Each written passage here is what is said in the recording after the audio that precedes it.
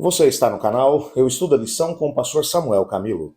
Hoje é terça-feira, dia 24 de outubro de 2023. E o tema que estudaremos na nossa lição da Escola Sabatina será o Espírito de Oração de Abrão.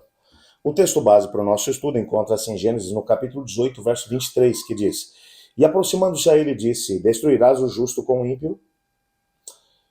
Antes de podermos continuar o nosso estudo, eu gostaria de desafiá-lo a orar junto comigo. Vamos pedir que o Espírito Santo nos ajude a poder entender aquilo que estudaremos na lição da Escola Sabatina. Obrigado, Pai, por Tua palavra. Sabemos que Teu Espírito trabalhou no coração de Moisés quando ele escreveu o livro de Gênesis e colocou aqui a história de Abrão como uma evidência do que o Senhor espera de cada um de nós. Ajuda-nos a podermos entender a Tua mensagem e colocá-la em prática na nossa vida, pois em nome de Jesus que oramos. Amém. Quando olhamos aqui para esse texto de maneira muito especial, e se você começa no capítulo 18, verso 23 e vai até o 32, você percebe o diálogo que Abrão teve com Deus. Esse diálogo que é um diálogo em forma de oração. Quando você vai perceber que Abrão começa dizendo: Senhor, eu sei quem o Senhor é. O Senhor é um Deus de amor, o Senhor é um Deus justo, o Senhor não é um Deus que destrói pessoas boas e pessoas, juntamente com as pessoas más. Eu sei quem o Senhor é. Senhor, eu sei que o Senhor não vai destruir o justo com o ímpio. Eu sei que o Senhor não vai fazer isso.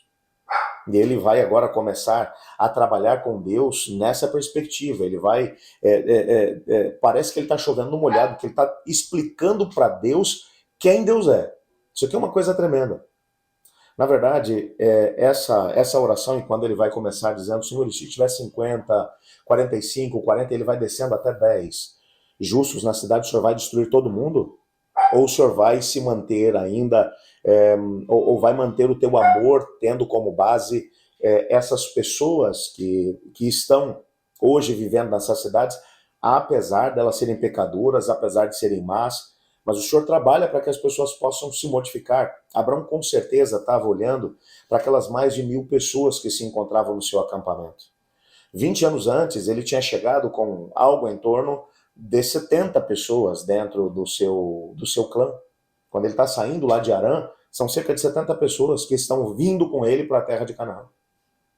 Agora, tanto tempo mais tarde, ele está com mais de 1.000 pessoas no seu acampamento. Essas pessoas foram pessoas alcançadas pelo amor de Deus, pela graça de Deus, pela compaixão de Deus.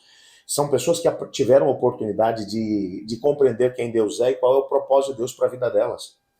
Abrão está pensando que na cabeça dele é impossível, em 5 cidades da Campina, não haverem pessoas que ainda têm a possibilidade de poder se arrepender. Ele não conhece o coração dessas pessoas, então a postura que ele toma é uma postura de intercessão. E aqui é onde nós encontramos, nesse diálogo de Abraão com Deus, essa representação do que nós chamamos comumente dentro da vida cristã de intercessão. Quando nós decidimos interceder uns pelos outros, na verdade nós não podemos fazer essa intercessão achando que a intercessão ela vai mudar o coração de Deus. Não existe uma pessoa que tenha condições de poder mudar a mente eterna de Deus. Até porque Deus, ele é o mesmo ontem, é o mesmo hoje e será o mesmo eternamente. Ele sabe de todas as coisas. Ok?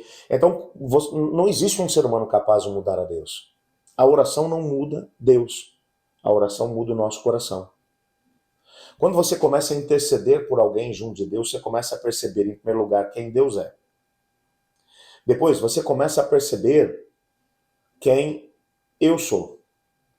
Porque você começa a olhar para a pessoa e quando você está intercedendo por um pecador, é impossível uma pessoa alcançada pela graça de Cristo interceder por outra e não se lembrar da forma amorosa como Deus agiu para poder nos atrair a Ele quando estávamos longe, envolvidos no pecado. E quando você intercede pelo outro, você percebe quem você é. E ao mesmo tempo, enquanto intercede pelo outro, você percebe o valor que o outro tem. Porque o mesmo valor que eu tenho diante de Deus, o outro também tem. Não importa quais sejam as circunstâncias da vida dele.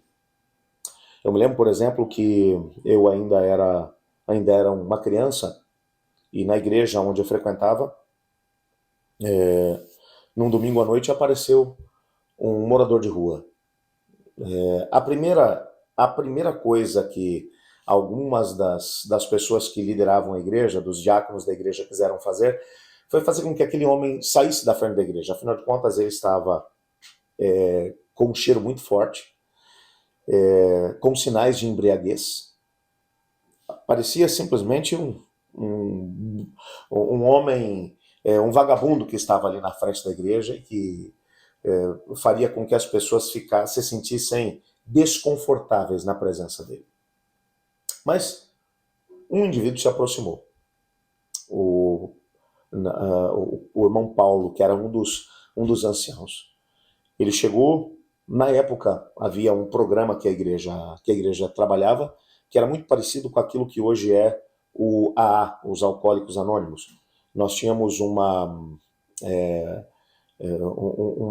programa que funcionava uma vez por semana de apoio tanto a pessoas que tinham problema com o álcool e com o tabagismo, que era uma escola de recuperação para alcoólatras e fumantes. Era muito interessante o trabalho feito. E o Paulo, um indivíduo que tinha tido algum tipo de problema com essas mesmas coisas antes de se entregar a Jesus, ele era o responsável por essa classe.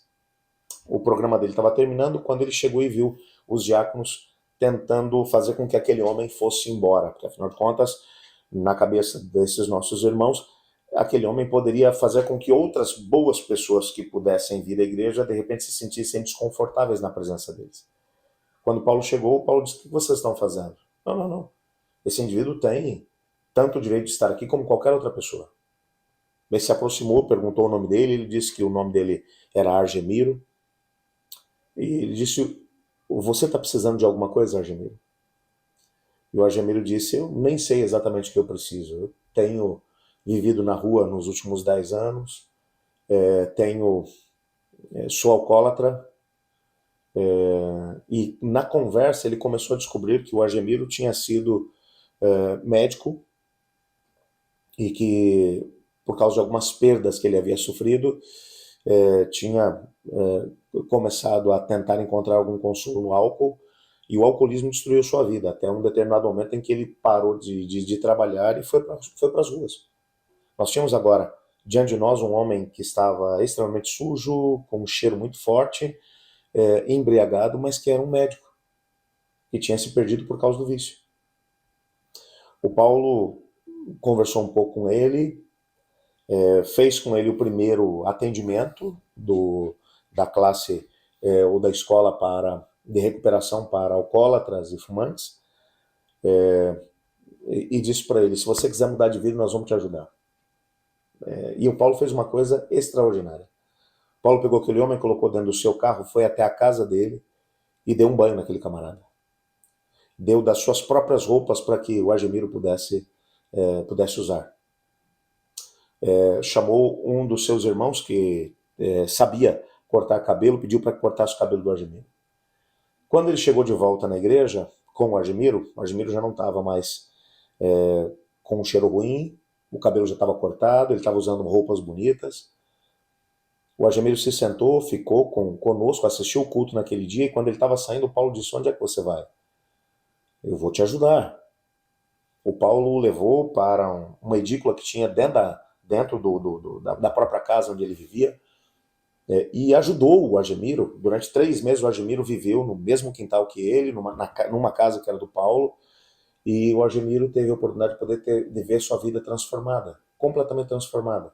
Voltou para casa, se reconciliou com a família, um homem transformado pela graça de Deus. E eu me lembro que um dia eu resolvi perguntar para o Paulo: como que você conseguiu enxergar no Argemiro esse homem que hoje ele é? E ele disse: é porque um dia eu também já fui assim. Por isso, quando eu vejo alguém nessa condição, eu me enxergo algum tempo atrás antes de me encontrar com a graça de Cristo. Ele precisava sentir o amor de Deus, ele só podia sentir o amor de Deus através de um ser humano. E já que Deus o colocou no meu caminho, eu deveria mostrar esse amor por ele. Aquilo mudou minha vida, confesso a você. Um homem que estava agora intercedendo por outro, enquanto ele fazia isso, ele percebia claramente quem Deus era, quem ele mesmo era, e quem o seu irmão, que estava vivendo agora naquela condição de pecado, também era. Qual o valor intrínseco que ele tinha diante de Deus. Quando decidimos orar por outra pessoa, esses são os benefícios que recebemos. Mesmo que as orações do Abrão não tenham sido respondidas como ele mesmo queria, porque aquelas pessoas da cidade das Campinas haviam realmente passado dos limites em relação ao pecado.